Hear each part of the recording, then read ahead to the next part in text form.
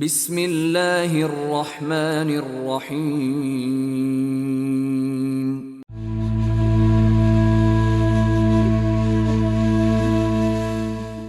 جب نبی کریم صلی اللہ علیہ وآلہ وسلم کو معراج ہوئی تو آن حضرت صلی اللہ علیہ وآلہ وسلم نے فرمایا کہ میں ایک نہر کے کنارے پر پہنچا جس کے دونوں کناروں پر خولدار موتیوں کے ڈیرے لگے ہوئے تھے۔ میں نے پوچھا، اے جبریل، یہ نہر کیسی ہے؟ انہوں نے بتایا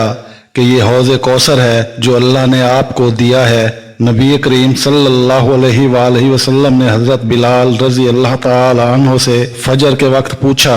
کہ اے بلال، مجھے اپنا سب سے زیادہ امید والا نیک کام بتاؤ جسے تم نے اسلام لانے کے بعد کیا ہے، کیونکہ میں نے جنت میں اپنے آگے تمہارے جوتوں کی چاپ سنی ہے۔ حضرت بلال رضی اللہ تعالی عنہ نے عرض کیا، میں نے تو اپنے نزدیک اس سے زیادہ امید کا کوئی کام نہیں کیا کہ جب میں نے رات یا دن میں کسی بھی وقت وضو کیا تو میں اس وضو سے نفل نماز پڑھتا رہتا جتنی میری تقدیر میں لکھی گئی تھی۔ رسول اللہ صلی اللہ علیہ وآلہ وسلم نے فرمایا، اللہ تعالیٰ کے 99 نام ہیں، یعنی 1 کم 100۔ جو شخص ان سب کو محفوظ رکھے وہ جنت میں داخل ہوگا۔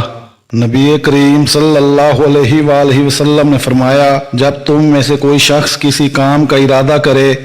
ابھی پکا عزم نہ ہوا ہو تو 2 رکعت نفل پڑھے، اس کے بعد یوں دعا کرے، اے اللہ، میں بھلائی مانگتا ہوں، استخارہ تیری بھلائی سے تو علم والا ہے، مجھے علم نہیں اور تو تمام پوشیدہ باتوں کو جاننے والا ہے۔ اے اللہ، اگر تو جانتا ہے کہ یہ کام میرے لیے بہتر ہے، میرے دین کے اعتبار سے، میری معاش اور میرے انجام کار کے اعتبار سے، تو اسے میرے لیے مقدر کر دے، اور اگر تو جانتا ہے کہ یہ کام میرے لیے برا ہے، میرے دین کے لیے، میری زندگی کے لیے اور میرے انجام کار کے لیے، تو اسے مجھ سے پھیر دے اور مجھے اس سے پھیر دے